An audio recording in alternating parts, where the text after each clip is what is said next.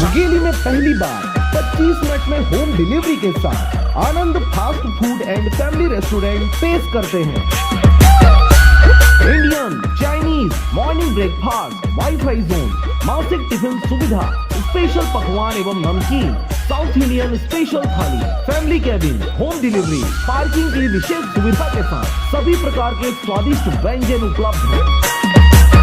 तो देर किस बात की, अपना पार्सल आज ही ऑर्डर करें 8815177377 पर।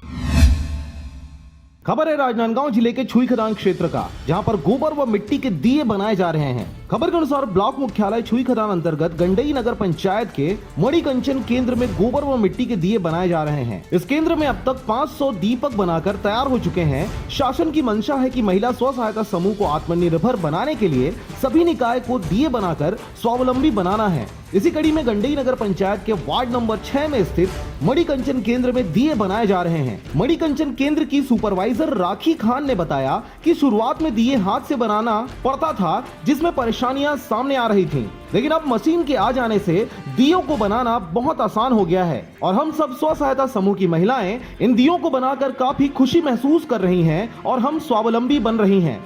शासन की इस योजना के लिए शासन का बहुत बहुत आभार। राजनांदगांव से चंद्र कुमार कोसरे की रिपोर्ट, RJ रमझाझर।